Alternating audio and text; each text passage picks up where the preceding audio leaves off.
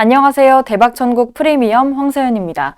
오늘은 샤프슈터 방문한 파트너가 물가가 급등하는 상황에서 미국과 한국이 나타내는 다른 양상에 대해 설명해 주신다고 합니다. 그럼 방문한 파트너의 스페셜 리포트 지금 바로 시작합니다.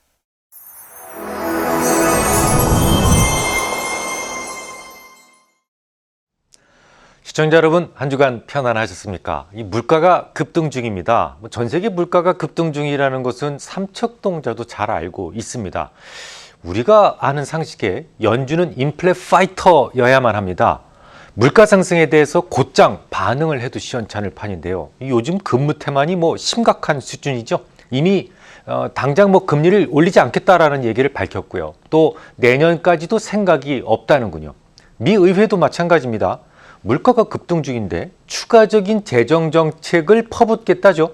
지난주에는 1조 2천억 달러 규모의 물적 인프라 투자 법안이 하원을 통과했고요. 이제 곧 1조 7,500억 달러 규모의 투자 법안도 통과될 예정입니다. 이 연준과 의회가 왜 안 하던 행동을 할까요? 오늘 다뤄볼 주제로 충분할 것 같습니다. 설명드리기에 앞서서 우선 금리에 대해서 간단한 이해가 필요합니다. 우리가 흔히 금리라고 말하는 것은 장기물을 주로 의미하죠. 금리가 올라서 주택담보대출을 한 개인들의 금융 비용이 많아진다, 혹은 금리가 올라서 부동산 경기가 위축될 것이다, 이런 데 나오는 것들이 대부분 장기금리와 관련이 있는 말들입니다. 이 장기금리에는 대략 세 가지 요인들이 영향을 주는데요. 첫째, 성장률입니다. 둘째, 기대 인플레이션. 셋째가 리스크 프리미엄이죠. 그러니까 금리가 지금 오르고 있다라고 한다면 경기 성장에 대한 기대치가 커지고 있거나, 아니면 물가 상승에 대한 우려가 높아지거나, 혹은 시장이 위험이 커져도 금리는 오를 수 있단 말이죠. 이 중에서 성장률에 대한 기대치가 높아진다는 것은 이거 호재지 않습니까? 그런데 리스크 프리미엄이 커지고 있다, 이건 또 분명히 악재입니다. 그래서 금리가 오를 때 오르고 있는 상황에서 이걸 호재로 봐야 되느냐, 혹은 악재냐라는 것을 단정적으로 말할 수 없는 겁니다.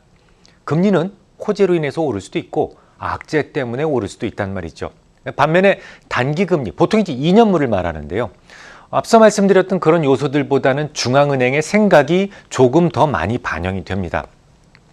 그러니까 중앙은행이 금리를 장차 올릴 가능성이 높아진다면 단기물인 2년물 금리가 오르게 되어 있는 것이죠.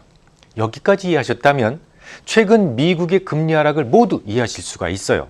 앞서 장기금리를 구성하는 요인 중에 성장률 기대치가 있다고 말씀드렸었죠. 미국은 지금까지 1조 2천억 달러 더하기 3조 5천억 달러의 재정 투자가 예정되어 있었습니다. 당연히 그로 인한 경기에 대한 기대치 많이 높았고 장기금리에 반영이 되어 있었을 겁니다. 하지만 그게 절반으로 삭감됐죠. 그래서 장기금리에 녹아있던 경제 성장에 대한 기대치도 덩달아서 낮아졌을 겁니다. 이게 장기금리 하락의 이유가 됩니다. 그럼 단기금리는 왜 하락을 했을까요? FOMC 회의 때문이었어요. 파월은 회의에서 필요에 의해서 테이퍼링을 지금 개시하고는 있지만 이걸 금리 인상의 신호로 연관지어 생각하지 말라고 분명히 이야기를 했거든요. 금리를 결정하는 것에서는 조금 더 확고한 신호가 필요하고 앞으로의 경제 상황에 따라 달라질 수도 있다라고 말을 했습니다. 그의 발언 직후로 미국의 단기금리는 큰 폭으로 하락을 했죠. 제가 조금 전에 2년물에는 중앙은행의 의도가 더 많이 반영된다라고 말씀을 드렸지 않습니까? 금리 정책을 주관하는 연준의 수장이 당분간 금리 올리지 않을 거예요 라고 몇 번이고 강조를 했으니 당연히 단기금리는 하락할 수밖에 없었던 거죠. 그런데 참 이상합니다. 소비자 물가지수는 무려 5%대로 지난 30년 내 최고치까지 올라 있어요. 그것도 한두 번이라면 제가 말도 안 꺼냅니다.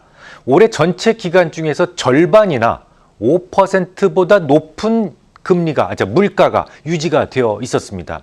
최근에는 물가 상승이 일시적이다라고 주장했던 연준마저 물가는 좀 더 오랜 기간에 걸쳐 상승할 수 있다라는 말로 바꾸었지 않습니까?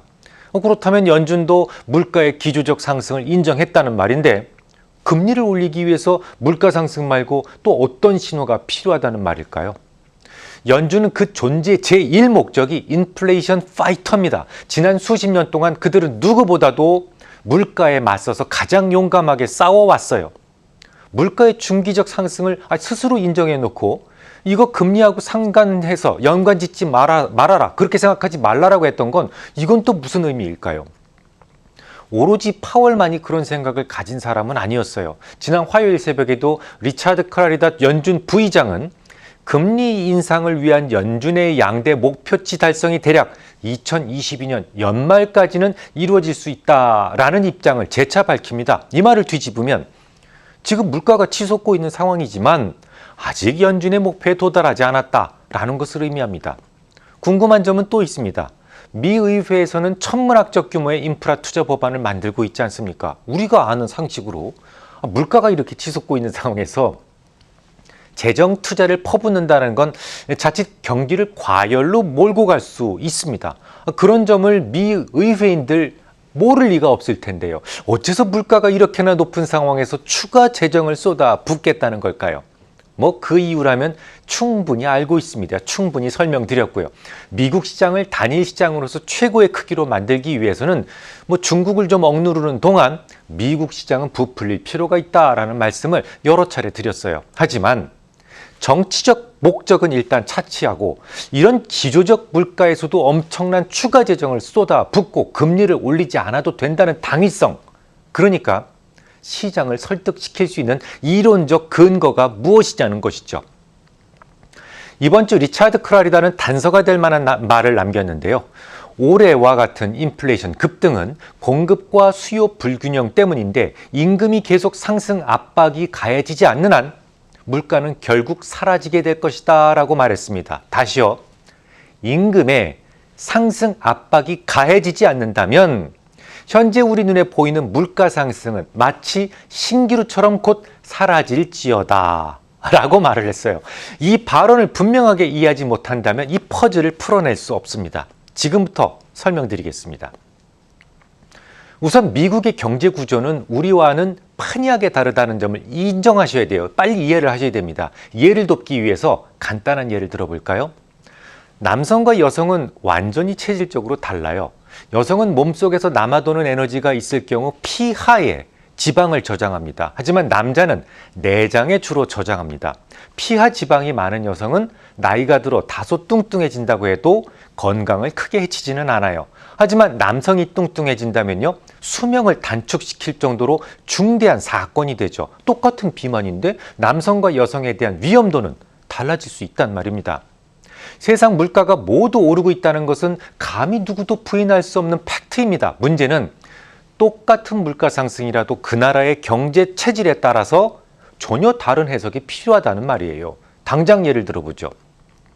우리나라, 중국, 독일, 일본 모두 제조업 중심의 나라입니다. 뭔가 만들어서 팔아야만 먹고 살 수 있는 구조죠. 이런 경제 구조에서는 제조업에 영향을 줄 수 있는 원자재 가격 상승, 그리고 급여의 상승, 이런 게 모두 다 경제에 타격을 줄 수 있어요. 반면에 달러를 발행할 수 있는 권력을 가진 미국은요, 소비와 서비스 위주로 발달되어 있습니다. 찍어낸 달러로 뭔가 이렇게 사다 쓰는 구조란 말이죠. 전체 GDP에서 소비가 차지하는 비중이 71%인데요. 그중에서도 서비스 소비가 차지하는 비중이 또다시 70%를 차지합니다. 이런 경제 구조에서는 원자재 가격 상승으로 인한 물가 상승이 거의 타격을 주지 않습니다. 대신 서비스 산업이라는 것이 주로 인건비 비중이 높죠. 그래서 급여 상승이 지속돼서 물가 상승이 생긴다면 그들 경제에도 타격을 줄 수 있어요. 자, 여기까지 충분히 이해하셨다면 현재 물가 상승이 어떤 이유로 전개되고 있는지를 다시 한번 살펴보죠. 이번에 발표됐던 ISM 서베이에서 가장 많이 등장했던 단어 두 개를 꼽자면 아주 스트롱한 수요, 그리고 딜레이드 딜리버리, 물류 지연이었습니다. 다시 자세하게 살펴보죠. 지금 시장에서는 수요가 매우 강하다는 겁니다. 하지만 공급단에서의 문제점이 발생하고 있다는 점이 대부분 지표에서 강조되고 있어요. 공급단에서의 정체는 원자재 가격의 급등을 가져왔고 이게 현재 물가 상승의 직접적 원인이라는 겁니다. 이 말은 결국 미국의 경제 구조상 현재 물가 상승은 그냥 웃어넘길 수 있다는 것을 의미합니다. 미국 경제에서 제조업이 차지하는 비중이 워낙 작다 보니까 공급단으로부터 비롯된 물가 상승이 경제에 크게 영향을 주지 않는다는 거예요. 물론 지금 미국의 임금도 오르고는 있습니다. 하지만 임금 상승이 CPI에 영향을 주기 시작하는 것은 보통 6개월에서 9개월 정도의 시차가 필요해요. 그러니까 지금 우리가 보고 있는 물가 상승이 임금 상승과는 거의 무관하다는 말입니다. 실제로 파월 의장이 이번 FOMC 회의 직후에 기자간담회를 했었죠. 그때 이렇게 발언한 적이 있어요. 우리가 지금 보고 있는 인플레이션은 노동시장에서 발생한 것이 아니다라고 말이죠. 이 파월이 굳이 물가 상승이 노동시장에서 발생한 것이 아니다라고 강조한 이유는 미국 시장에 장기적으로 악영향을 주는 급여 상승과 동떨어진 물가 상승이다라는 점을 강조하고 싶었던 겁니다. 그리고는 제롬 파월은 그날 물가의 상승과 금리 인상 사이의 연관성을 단절해버리는 매우 중대한 선언을 하게 됩니다. 미국의 지금 물가 상승은 애시당초 생각했던 것보다 좀 더 길어질 수 있다. 현재 물가는 공급단으로부터 야기된 문제이기 때문에 연준에서 수정할 수 있는 일이 아니다. 하지만 미국 경제에 중기적으로 영향을 덜 주기 때문에 현재 물가 상승을 이유로 금리를 올릴 생각이 없다라고 말이죠. 결국 영민한 파월은 물가의 중기적인 상승을 깔끔하게 인정하면서도 그로 인한 금리 인상은 없다라는 것을 분명하게 선을 그음으로써 그날 이후 미국의 단기 금리는 수일 동안에 걸쳐서 하락을 하게 된 겁니다. 대략 이 정도면 금리와 관련된 궁금증에 대한 충분한 설명이 되었을 것 같습니다. 오늘은 시간이 조금 남아 있으니 한 가지 더 말씀드려도 될 것 같습니다. 블록버스터급 물류 대란을 만들 수 있는 요소수 무제 궁금하실 텐데요. 최근 우리의 증시가 미증시 대비 못난 모습을 보이는 이유는 공급망 충격으로 인한 매출 하락이 1차 원인입니다. 이건 누구도 부인하지 못해요. 근데 요소수 부족은 공급망 충격을 더욱 가속화시킬 수 있다는 점에서 놓칠 수 없는 악재에 해당됩니다. 요소수로 매연을 저감하는 이른바 SCR이 장착된 이 차량은 전체 경유 차량의 22%, 216만 대 정도 됩니다. 그중에서 상당 부분이 택배라든지 소방, 화물차, 승합차, 주로 물류와 관련이 있습니다.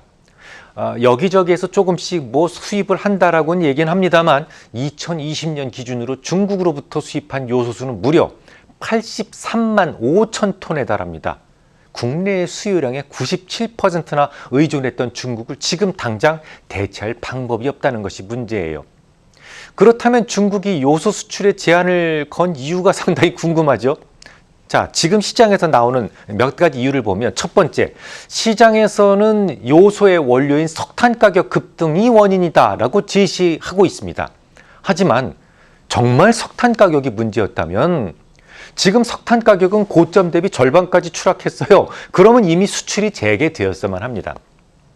자, 두 번째로 나오는 이야기가 뭐냐면 중국 내 요소 재고가 너무 부족해서 비료 생산에 차질을 줄 수 있을 정도다. 그래서 요걸 차단하기 위해서 수출이 잠시 중단됐다라는 설이 있습니다. 하지만 이것도 말이 되지 않아요. 중국의 방정 중기 선물에 따르면 11월 4일 기준 현재 중국 내 요소 재고량은 83만 3천 톤입니다. 오히려 연중 최고치예요. 남아도입니다. 갑작스럽게 수출길이 막혀버린 중국의 요소수 관련주들이 거의 하한가까지 내리꽂힐 정도였어요. 그런데 중국 정부는 요소 생산을 줄여라 라고 명령을 내린 모양입니다. 최근 우리네 기업에서 중국으로부터 물량을 확보했다 이런 얘기도 들리고 있지만 2013년 7월 중국 보이엔 그룹으로부터 네이멍구 지역에 위치한 보다스티 석탄 화공 요소 비료 플랜트 지분 29%를 9,200만 달러에 인수한 적이 있었어요.